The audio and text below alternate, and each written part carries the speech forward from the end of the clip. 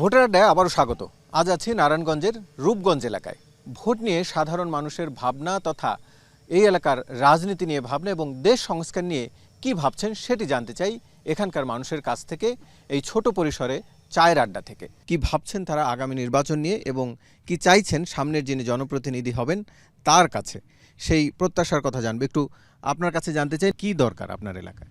আমরা চাই যে আমরা অটো গাড়ি চালাই, আমগো যে বালবালাসির আমরা রাস্তায় চালাই পারি, আমরা সুখে শান্তি মোটা ভাত মোটা কাপড় যে কিনতে পারি, আমরা এই চেষ্টাই করতেছি।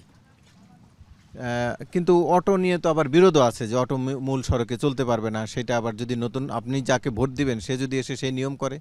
নিয়ম করলে তো আমার কাছে একদিনে আর আর আর আমার কাছে পাইব না। আর যে আমাকে গরিবের দিকে চায় তো আমরা সারা জনময় এর দিকে চাই যাব। তো যাকে দিয়ে আমাদের উন্নত হবে এবং যে আমাদের বাংলাদেশের জন্য ভালো করবে তাকে ভোটটা দেওয়াটাই আমাদের উচিত।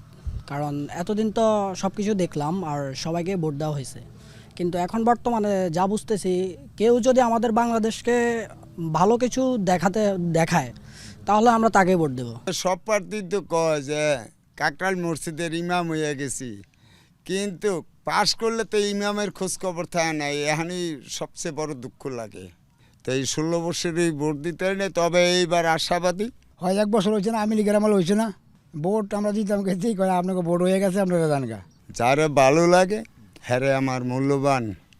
আমার পরিবারের 4টা ভোট আছে, আগে ছিল 5টা, বড় মেয়ে বিয়ে দেওয়ার পরে একটা কমছে, 4টা ভোট আছে। এই 4টা ভোটে মূল্যায়ন করে দিব। সবাই তো বলে যে আমি উন্নতি করব, আমি উন্নতি, কিন্তু এর ভিত্তিতে আমাদের বাইসা নিতে হবে যে আমার বুঝতে হবে যে তারে ভোট দিয়ে আনলে আমাদের এলাকার একটু উন্নয়ন হবে। যেমন আমার একটা মাইয়া সিজার হয়েছে, তো হেরা 25,000 টাকা বিল চাইছে, পরে 16,000 টাকা দিয়ে মনে করেন ব্যাংকে তুলে লইছে। অনেক দূরে দূরে হসপিটালগুলা, একটা মানুষ যদি অসুস্থ হয়ে যায় তাহলে ওই মানুষটাকে নিতে নিতে কিন্তু সে মারা যেতে পারে, সম্ভাবনা বেশি। হাসপাতাল সরকারি নেই। সরকারি হাসপাতালে আমরা যত ডাকাতে গেছি বিভিন্ন জায়গায় রোগী ভর্তি করাইতে গেলে ভর্তি করানো অসম্ভব। এলাকাটা যতটুকু উন্নত দেখা যাচ্ছে আসলে ততটুকু উন্নত না। কারণ এখান দিয়ে আপনার যদি স্কুলে যেতে হয়, ছোট ছোট বাচ্চারা অনেক দূর যেতে হয়, এখান দিয়ে যাওয়ার কোনো পথ নাই। সরকারি কোনো কলেজ নাই, সরকারি কোনো ভার্সিটি নাই। যেমন আমার মেয়ে বড়টা MA পাস করছে, অনেক দূরে যে লেখাপড়া করানো লাগছে। আমাদের এলাকায় তেমন সমস্যা নাই, হিন্দু মুসলিম সবাই একতা মিলেমিশে বাস করে আমরা, কিন্তু আমরা চাই গণতান্ত্রিক একজন সরকার। এই এলাকায় হিন্দু মুসলিম একবারে সবাই পরিবারের মতো চলাফেরা করতেছে, সবাই অনেক মিলেমিশে চলাফেরা করতেছে, কেউ কারো কোনো ক্ষতি করতেছে না, সবাই অনেক ভালো আছে।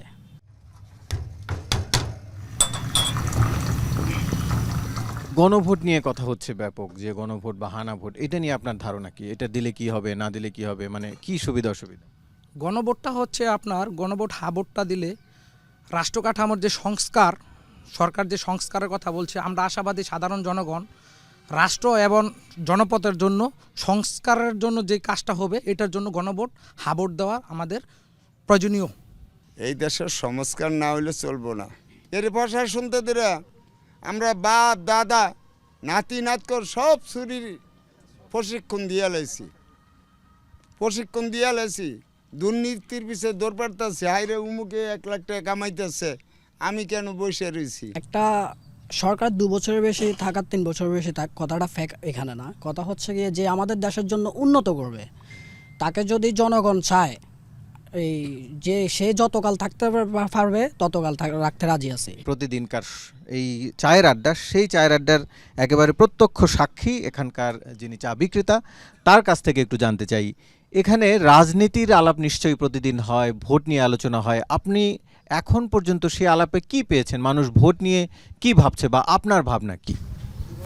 আমার ভাবনা হলো সুষ্ঠু ভোটের মাধ্যমে দেশ, গণতান্ত্রিক দেশ, সঠিক রাষ্ট্রপ্রধান আসবে, রাষ্ট্রের সাধারণ মানুষের কথা ভাববে, জননী এবং জন্মভূমির কথা ভাববে, দেশের মানুষের কথা ভাববে। ভোটের উৎসব একটু একটু শুরু হয়েছে বলে মনে করেন, তবে সময়ের সাথে সাথে সে উৎসবের মাত্রা আরও বাড়বে বলে মনে করেন এই এলাকার মানুষ। ভোট নিয়ে তাদের সমস্যা সম্ভাবনার কথা আজ এখানেই শেষ করছি। এই এলাকা থেকে পরবর্তীতে অন্য কোনো এলাকার এবং অন্য কোনো আসনের সেখানকার মানুষের সমস্যা এবং সম্ভাবনার কথা জানবো, তাদের ভাবনার কথা জানবো। সে পর্যন্ত ভালো থাকুন, সুস্থ থাকুন। বিদায় জানাচ্ছি আমি রাসেল আহমেদ।